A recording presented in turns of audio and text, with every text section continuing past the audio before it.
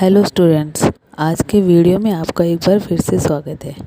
आज के इस वीडियो में हम जानेंगे कि पवित्र वस्तुएं क्या होती हैं। वैसे तो धर्म से जुड़ी हुई हर चीज़, हर वस्तु को पवित्र माना जाता है, परंतु फिर भी ये सवाल उठता है कि पवित्र किसे कहते हैं।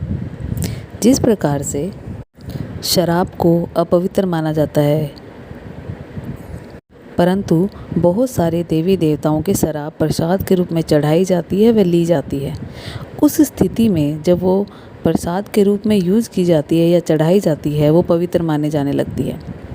और सामान्य तौर पर जब पूजा की जाती है घरों में या कहीं पर, तब शराब को अपवित्र माना जाता है। शराब की तरह ऐसी और भी बहुत सारी वस्तुएं हैं जिन्हें पवित्र और अपवित्र दोनों श्रेणियों में रखा जाता है। जिस प्रकार से अवशिष्ट पदार्थ या मूत्र को अपवित्र माना जाता है, परंतु यदि वो अवशिष्ट पदार्थ या गोबर या मूत्र अगर गाय का है तो उसे पवित्र माना जाता है। तो हम किसे पवित्र माने और किसे अपवित्र माने?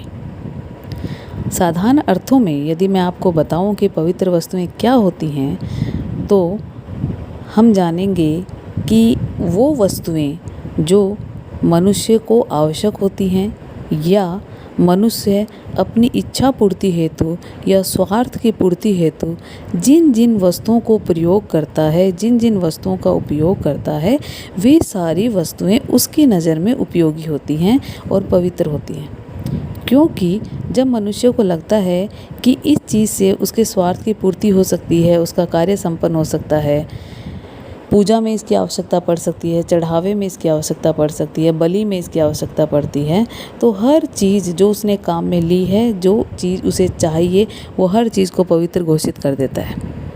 और जो उसे नहीं चाहिए, जो उसके कोई काम की नहीं है, उसे वह अपवित्र घोषित कर देता है।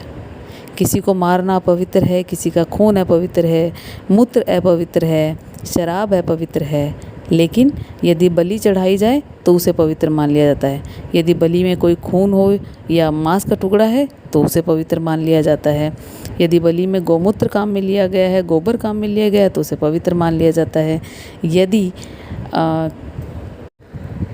शराब चढ़ाई गई है, शराब को काम में लिया गया है, तो उसको पवित्र मान लिया जाता है। तो साधारण अर्थों में हम यही कह सकते हैं कि जिस चीज़ की हमें आवश्यकता है, जो चीज़ हमारी आवश्यकताओं को, ज़रूरतों को, मानसिक शांति को पूरा करती है, वो प्रत्येक वस्तु पवित्र है। और जो चीज़ हमें अशांति देती है या हमें जिसकी आवश्यकता नहीं है, उसे हम अपवित्र मान लेते हैं। परंतु इसका अर्थ यह भी नहीं है कि जिन वस्तुओं को हम काम में नहीं लेते वो सारी अपवित्र हो जाती हैं। पवित्र और अपवित्र घोषित करने का जो निर्णय लिया जाता है या जिसे जो घोषित किया जाता है, वह मनुष्य अपनी मानसिक स्थिति के अनुसार, अपनी सोच के अनुसार निर्धारित करता है। इस प्रकार से सामान्यतः वो वस्तुएं, वो सामान जो धर्म के लिए काम में ली जाती हैं, वो प्रत्येक वस्तु पवित्र मानी जाती है। लेकिन प्रत्येक वस्तु जिसे पवित्र मान लिया गया है, ज़रूरी नहीं है कि वो धर्म के लिए काम में ही आए।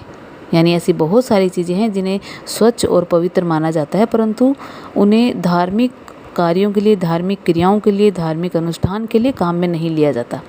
लेकिन यदि कुछ वस्तुओं को धर्म से संबंधित उद्देश्यों की पूर्ति के लिए काम में लिया जाता है, यानी धार्मिक पूजा पाठ, कर्मकांड, अनुष्ठान, आरती, किसी में भी अगर काम में लिया जाता है, तो उस वस्तु को पवित्र घोषित कर दिया जाता है।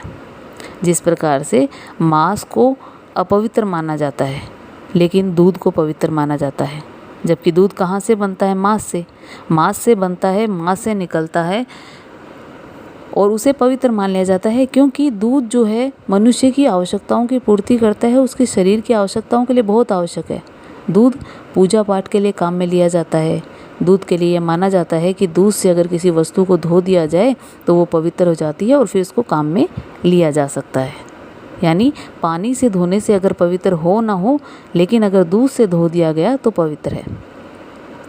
बहुत सारी धातुएं हैं, बहुत सारे सामान हैं, बहुत सारे पत्थर हैं, नगीने हैं, जिन्हें दूध से धोकर ही पवित्र किया जाता है। जैसे हीरा, पन्ना, मोती, इन सारों को अगर दूध से धो लिया, कच्चे दूध से धो दिया जाए, तो यह मान लिया जाता है कि ये शुद्ध हो गए हैं और अब इन्हें अच्छी तरह से काम में लिया जा सकता है। इनकी सारी कमियां और अशुद्धता दूर हो गई हैं। इस तरह से मनुष्य की, फिर वही बात मैं बोलूँगी, मनुष्य की जो आवश्यकताओं की जो पूर्ति होती है, मनुष्य के जो उद्देश्यों की जो पूर्ति होती है, वो सारी वस्तुएं पवित्र कहलाती हैं। यानी कि पवित्र और अपवित्र के लिए कोई निश्चित स्थान या निश्चित एरिया या निश्चित सोच नहीं है। केवल मनुष्य की मानसिकता, मनुष्य की सोच, मनुष्य की इच्छा, मनुष्य की स्वार्थ ये बताते हैं कि कौन सी वस्तु पवित्र है और कौन सी वस्तु पवित्र नहीं है। मनुष्य अपनी आवश्यकताओं के अनुसार किसी को भी पवित्र घोषित कर सकता है और किसी को भी अपवित्र घोषित कर सकता है।